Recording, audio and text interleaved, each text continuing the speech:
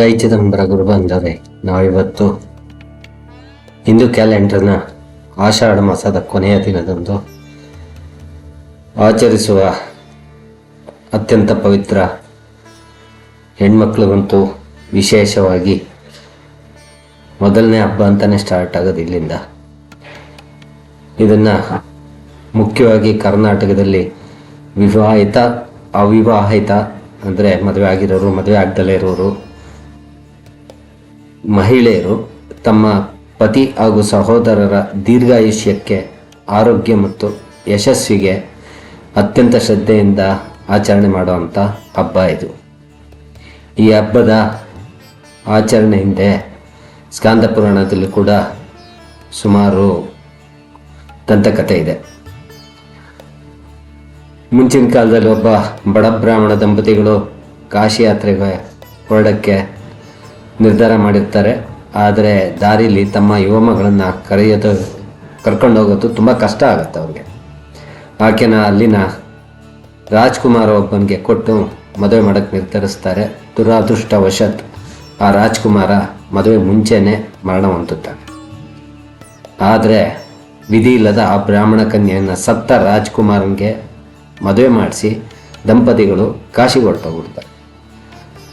ಇತ್ತ ರಾಜ್ಕುಮಾರನ ಶವದೊಂದಿಗೆ ಕಾಡಿನಲ್ಲಿ ಉಳ್ಕೊಂಡ ಆಕೆ ಧೃತಿಗೆಡದೆ ಆಷಾಢ ಅಮಾವಾಸ್ಯ ದಿನದಂದು ಮಣ್ಣಿನಿಂದ ಶಿವ ಮತ್ತು ಪಾರ್ವತಿಯ ವಿಗ್ರಹಗಳನ್ನ ಮತ್ತು ದೀಪಸ್ತಂಭಗಳನ್ನ ತಯಾರಿಸಿ ಭಕ್ತಿಯಿಂದ ಪೂಜೆ ಮಾಡ್ತಾಳೆ. ಆಕೆಯ ನಿಶ್ಚಲವಾದ ನಿರ್ಮಲವಾದ ಪತಿಭಕ್ತಿಗೆ, ಕಠಿಣ ಶ್ರದ್ಧೆಗೆ ಮೆಚ್ಚಿದ ಶಿವ ಪಾರ್ವತಿಯರು ಪ್ರತ್ಯಕ್ಷರಾಗಿ ಮರಣ ಹೊಂದಿದ ರಾಜ್ಕುಮಾರನಿಗೆ ಮರುಜೀವ ಕೊಡ್ತಾರೆ. ಆಕೆಗೆ ದೀರ್ಘ ಸುಮಂಗಲಿ ಭವ ಅಂತ ಹರಸ್ತಾರೆ. ಈ ಘಟನೆಯ ಸವಿ ನೆನಪಿಗಾಗಿ ಮಹಿಳೆಯರು ಪತಿ ಸಂಜೀವಿನಿ ವ್ರತ ಅಥವಾ ಭೀಮನ ಅಮಾವಾಸ್ಯೆಯನ್ನು ಆಚರಿಸೋಕ್ಕೆ ಪ್ರಾರಂಭ ಮಾಡ್ತಾರೆ. ಇದರಲ್ಲಿ ಮಹಾಭಾರತದ ಕತೆ ಕೂಡ ಇದೆ. ಈ ದಿನ ಮಹಾಭಾರತದ ಭೀಮ ಬಕಾಸುರನೆಂಬ ರಾಕ್ಷಸನ್ನ ಸಂಹರಿಸಿದ ಅಂತ ಗೊತ್ತಾಗಿದೆ. ಹಿಂದೆ ಬಕಾಸುರನಿಗೆ ಪ್ರತಿದಿನ ಯಾರಾದರೂ ಒಬ್ಬರು ಆಹಾರವನ್ನು ತೊಗೊಂಡೋಗಿ ಕೊಡಬೇಕಾಗಿತ್ತು. ಆದರೆ ಒಬ್ಬ ಬಡ ದಂಪತಿಗಳ ಮನೆಯಲ್ಲಿ ಒಬ್ಬನೇ ಮಗ ಇರೋವಂಥ ಒಂದು ಮನೆಯಲ್ಲಿ ಅವ್ರದ್ದು ಸರತಿ ಬಂದಿರತ್ತೆ. ಆ ಸರತಿಯನ್ನು ಕ್ಯೂನ ಭೀಮ ತಾನು ವಹಿಸ್ಕೊಂಡು ತಾನು ಎತ್ತಿನ ಗಾಡಿನಲ್ಲಿ ಆಹಾರವನ್ನೆಲ್ಲ ತಗೊಂಡು ಬಕಾಸುರನ ಸ್ಥಳಕ್ಕೆ ಹೋಗ್ತಾರೆ. ಆಗ ದ್ರೌಪದಿ ಪತಿದೇವ ಆರಾಮಾಗಿ ಬರಲಿ ಅಂತ ಶಿವಪಾರ್ವತಿಗೆ ಪೂಜೆ ಮಾಡ್ತಾರೆ. ಈ ಬ್ರಾಹ್ಮಣ ಬಡ ಕುಟುಂಬನ ರಕ್ಷಿಸಿದ ದಿನ ಅಂತ ಇದು ಕೂಡ ಹೇಳುತ್ತೆ. ಇದನ್ನೇ ಇಲ್ಲಿ ಆ ಬಕಾಸುರನ್ನ ವಧೆ ಮಾಡಿದ್ರಿಂದ ಮತ್ತು ಇಲ್ಲಿ ಶಿವಪಾರ್ವತಿನ ಒಲಿಸ್ಕೊಂಡ ದ್ರೌಪದಿಯಿಂದ ಭೀಮನ ಅಮಾವಾಸ್ಯೆ ಅಂತ ಕರೆಯಕ್ಕೆ ಶುರು ಮಾಡಿದ್ದಾರೆ.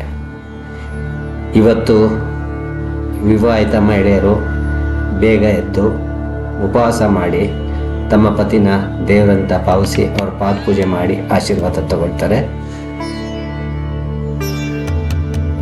ಮತ್ತು ಗೌರಿ ದಾರ ಕೂಡ ಕಟ್ಕೊಳ್ಳೋ ಸಂಪ್ರದಾಯ ಇದೆ.